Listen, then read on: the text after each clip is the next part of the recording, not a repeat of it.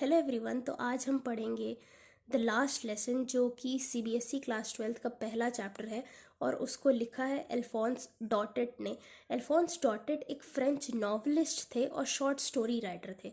तो उन्होंने ये स्टोरी लिखी है और अगर इस स्टोरी की बैकग्राउंड की बात की जाए तो ये स्टोरी सेट की गई है। ये स्टोरी उन दिनों की बात है जहाँ पे फ्रांस और प्रूशिया का वार हो रहा था और जो प्रूशिया है वो डिफीट कर देता है फ्रांस को और उनके दो डिस्ट्रिक्ट्स एल्सेक और लॉरेन को एक्वायर कर लिया जाता है।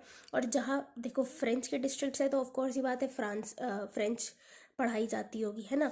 तो अब यहाँ के जो दो लोग हैं, इस डिस्ट्रिक्ट के जो लोग हैं, दो लोग नहीं सॉरी, इस दो डिस्ट्रिक्ट के जो लोग हैं अब उनको एक्वायर कर लिया गया था प्रूशिया के द्वारा। तो अब यहाँ पे जर्मन पढ़ाई जाएगी।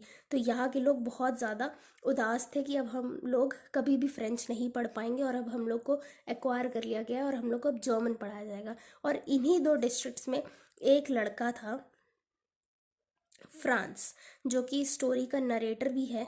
फ्रांस बताता है अपनी स्टोरी। फ्रांस इसमें नरेटर है, वो बताता है पूरे दिन को कैसे अब उसको पता लगा कि आज उसके जो फ्रेंच का लेसन है वो लास्ट लेसन है, इसके बाद उनको जर्मन पढ़ाई जाएगी। कैसे उसको जो होमवर्क दिया गया था उसके टीचर के द्वारा उसने वो पूरा नहीं किया। तो अब हम लोग शुरुआत करते हैं। तो इसमें मैंने थोड़े बहुत नोट्स बनाए हैं तो यही से पढ़ेंगी ताकि आपको भी समझ आ जाए। तो फ्रांस उस दिन की अगर बात की जाए तो the day when all the story was narrated by France told that day actually he was very late for school। वो लेट उठा था तो वो लेट हो गया था स्कूल के लिए और he was very afraid of being scolded because he hasn't completed his homework which was given by M. Hamel for the participles, the French participles. M. Hamel was to question them on participles. The homework was that M. Hamel was going to ask the participles of French which he gave as an homework. So Franz thought of running away and spending the door outdoors because he hasn't completed his homework. So he thought कि चलो एक काम करता हूँ कि school ही नहीं जाऊँगा, इधर उधर ही कहीं घूम लेता हूँ। और आपके एनसीईआरटी में उस पूरे दिन को बताया भी गया कि दिन कैसा था। दिन बहुत ज़्यादा ही bright day, that was a bright day. The birds were chirping and the Prussian soldiers were drilling. और प्रूशियन सोल्जर्स अपनी एक्सरसाइज कर रहे थे, ड्रिलिंग कर रहे थे। तो ये सब चीज़ें उनको, जो फ्रांस है उसको बहुत ज़्यादा टेम्प्ट करती है कि यार ये कितना अच्छा दिन है और बर्ड्स भी चर्प कर रही हैं और प्रूशियन सोल्जर्स भी ड्रिल कर रहे हैं, तो क्यों ना मैं स्कूल स्किप ही कर दूँ। पर क्या करता है आपका France, but France resisted the temptation. वो किसी तरह इस टेम्पटेशन को रोकता है और वो तुरंत स्कूल के लिए दौड़ जाता है, हरी कर जाता है। तो जैसे वो स्कूल जा रहा होता है वो ये देखता है कि बुलेटिन बोर्ड के सामने बहुत ज़्यादा ही क्राउड है। अब उसको ये लगा कि यार हमेशा की तरह फिर से कोई ना कोई बैड न्यूज़ आई होगी, जैसे कोई सोल्जर मर गया या कुछ हो गया, क्योंकि इतने दिन से वार चल रही है तो कोई ना कोई न्यूज़ आई ही होगी ऐसे ही। तो वो रुकता नहीं है देखने के लिए कि क्या ही न्यूज़ है, क्यों ही इतने सारे लोग उसके सामने बुलेटिन बोर्ड के सामने खड़े हुए हैं। अब जैसे ही वो वहाँ से निकल रहा होता है, वॉचर, जो वॉचर होता है वो फ्रांस को ये कहता है कि इतनी जल्दी मत जाओ, तुम्हारे पास अभी बहुत टाइम है जाने के लिए। तो वो फ्रांस जो होता है वो उसको इग्नोर करता है, वो सोचता है कि वो ऐसे ही मज़े ले रहा होगा उसके, इसलिए वो उसको इग्नोर करके आगे बढ़ जाता है। अब वो जैसे ही स्कूल की तरफ जाता है वो स्कूल में ये देखता है कि वैसे तो जब स्कूल शुरू होता है तो बहुत ज़्यादा ही हसल बसल रहती है, बहुत ज़्यादा ही शोर शराबा हो रहा होता है। पर आज का दिन कुछ ज़्यादा ही क्वाइट था। वो आज के दिन को कंपेयर करता है संडे मॉर्निंग की तरह। जैसे संडे में बहुत सब शांत होते हैं, किसी को कोई काम नहीं होता है, सब अपने घरों में होते हैं, उस हिसाब से वो ऐसे करता है उस हिसाब से वो ऐसे कंपेयर करता है आज के स्कूल के दिन को संडे मॉर्निंग के दिन से, है ना। तो अब वो जैसे ही फ्रांस अंदर जाता है तो वो विंडो से थोड़ा सा पीप अप करके देखता है, थोड़ा सा वो झांक के देखता है। तो वो ये देखता है कि जो उसके क्लासमेट्स हैं वो बैठे हुए हैं और जो एम हेमल है, जो उसका टीचर है, एम हेमल वॉक कर रहा होता है और वो अपनी आयरन रूलर को लेके ऊपर नीचे चल रहा होता है। तो उसको लगता है कि आज तो मैं गया, क्योंकि आज तो मुझे आयरन रूलर हो सकता है पड़ जाए, क्योंकि मैंने आज पार्टिसिपल्स पे होमवर्क भी नहीं किया हुआ है। तो जैसे ही फ्रांस अंदर जाता है क्लास के, वो बहुत डरा हुआ होता है, पर वो ये नोटिस करता है कि एम हेमिल जो है उन्होंने अपना ग्रीन कोट पहना हुआ था, फ्रिल्ड शर्ट थी और ब्लैक कलर की सिल्क कैप थी, जो कि ये ड्रेस वो बताता है कि ऐसी ड्रेसेस वो तभी पहनते थे जब या तो कोई इंस्पेक्शन का दिन होता था या तो प्राइस डिस्ट्रीब्यूशन के दिन होते थे। तो वो कहता है कि यार आज ऐसा क्या अजीब है कि इतना साइलेंस भी है, साथ में बुलेटिन बोर्ड के सामने भी बहुत ज़्यादा भीड़ थी, साथ में आज इन्होंने इतने अच्छे कपड़े भी पहने हुए हैं। और वो ये भी देखता है कि बैक बेंचेस जो कि ज़्यादातर खाली रहती थी उनमें आज लोग बैठे हुए हैं, वो भी विलेज के लोग बैठे हुए हैं। तो देखते हैं यार ये हो क्या रहा है। तो इसमें फिर ये देखो, वो ये भी नोटिस करता है कि जो people those who were sitting at the back bench, he noticed कि वो बहुत ज़्यादा दुखी हैं, they looked sad. And Hauser, Hauser वहाँ का एक ओल्ड मैन था, वो प्राइमर भी लेके आता है, ओल्ड प्राइमर। प्राइमर वो होता है जिसमें ट्रांसलेशन की चीज़ें होती है, जैसे एक लैंग्वेज से दूसरी लैंग्वेज में ट्रांसलेट की जाती है, वैसा उसको प्राइमर कहा जाता है।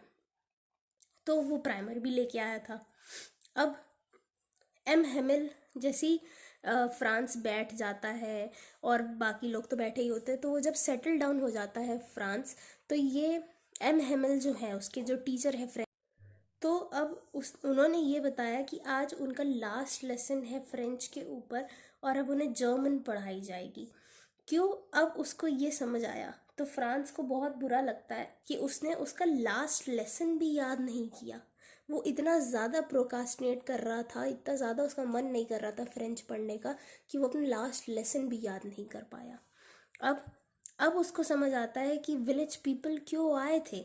विलेज पीपल इसलिए आए थे ताकि वो अपने जो मास्टर थे एम हेमिल, उनको थैंक यू बोल पाए कि 40 इयर्स उन्होंने अपने डिस्ट्रिक्ट को दिया और फ्रेंच पढ़ाया अपने सर्विस के लिए, उनके सर्विस के लिए उनको थैंक यू बोलने आए थे वहाँ के विलेज पीपल जो कि बैक बेंच में बैठे हुए थे। अब एम हेमिल जो है वो देखो यहाँ पे जब उन्होंने ये बोला ना कि ये उनका लास्ट लेसन है और अब जर्मन पढ़ाई जाएगी, तब फ्रांस को ये समझ में आया कि बुलेटिन बोर्ड के सामने इतना भीड़ क्यों थी, जो है वो आज उसको स्कूल में मॉर्निंग, संडे मॉर्निंग की तरह क्यों लग रही थी। तब उसको समझ में आया कि ये पीछे लोग भी बैक बेंच में क्यों बैठे हुए थे। ये सारे रियलाइजेशन उसको तब हुए जब एम हेमिल ने ये बताया। ठीक है, और फिर ये सब तो मैंने बता ही दिया कि ओल्ड पीपल आए थे और बैक बेंच में बैठे थे ताकि वो उनको थैंक यू बोल पाए जो उन्होंने 40 इयर्स की अपनी सर्विस दी थी अपने डिस्ट्रिक्ट को फ्रेंच पढ़ाने के लिए। ठीक है, अब शुरुआत होती है। एम हेमिल जो है वो फ्रांस को बोलते हैं रिसाइट करो जो उनको उसको होमवर्क दिया गया था पार्टिसिपल्स के ऊपर। बट अब फ्रांस को आता तो कुछ था नहीं, वो चुपचाप खड़ा रहा। पर एम हेमिल ने उसे बिल्कुल नहीं डांटा, बल्कि बल्कि एम हेमिल ने तो ये बोला कि गलती बच्चों की है ही नहीं, गलती तो पेरेंट्स की है, टीचर्स की है, जो कि इंटरेस्ट ही नहीं पैदा कर पाए फ्रेंच लैंग्वेज को लेके बच्चों के मन में। ठीक है, फिर ये सब ख़त्म होने के बाद, डांटने वाटने के बाद एम हेमिल बात करते हैं फ्रेंच लैंग्वेज के बारे में। वो एक तरह से ग्लोरीफाई करते हैं कि फ्रेंच लैंग्वेज जो है वो कितना ज़्यादा एक ब्यूटीफुल लैंग्वेज है, पूरे वर्ल्ड का सबसे ज़्यादा क्लियरेस्ट लैंग्वेज है, सबसे ज़्यादा लॉजिकल लैंग्वेज है। और वो ये भी कहते हैं कि अपने लैंग्वेज को कभी मत भूलना, क्योंकि वो ही है, वही एक आपकी ऐसी लैंग्वेज है जो की है प्रिजन को लेके। He asked to never forget about the language as it is the key to the prison. M Hamel ने ये बोला था। ठीक है, after all this they had a lesson in grammar and writing. ठीक है, ये सब के बाद पार्टिसिपेंट्स को पूछने के बाद उनकी लेसन होती है ग्रामर और राइटिंग के ऊपर। और जब लेसन हो रही होती तो फ्रांस ऊपर रूफ टॉप पे देखता है और रूफ पे ये देखता है कि पिजन्स बैठे होते हैं रूफ पे।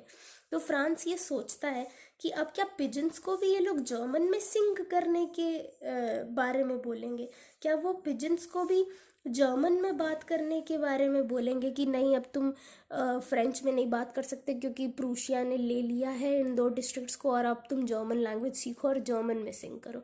तो फ्रांस ये सोचता है पिजन्स को देख के।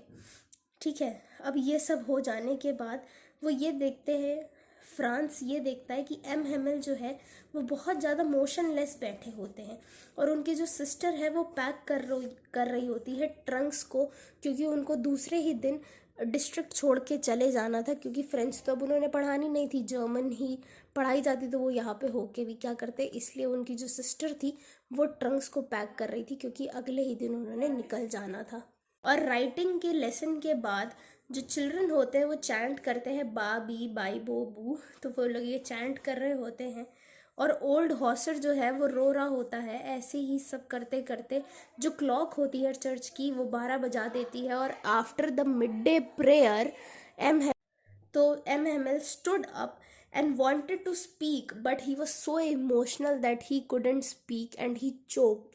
So he took the chalk and write on the board as big as he can in French, which means Vive la France, which means in English, long live France.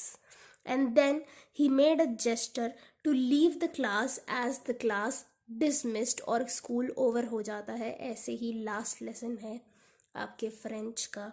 और इससे ये पता लगता है कि फ्रांस को भी बुरा लगता है कि उसने प्रोकास्टिनेट किया, उसने अपनी लैंग्वेज को ही नहीं सीखा, और करते करते लास्ट लेसन आ गया और वो फ्रेंच को इतने अच्छे से और बढ़िया तरीके से सीख भी नहीं पाया। तो यही है आपका चैप्टर। अगर आपको ये चैप्टर पसंद आया हो तो please like the video, comment down आपको कौन सा नेक्स्ट चैप्टर की वीडियो चाहिए। I make sure that I make that video. Till then stay happy everyone, और सब्सक्राइब कर देना चैनल को, because we'll be sharing the important notes and the important questions of this chapter very soon. Till then, subscribe the channel and see you soon.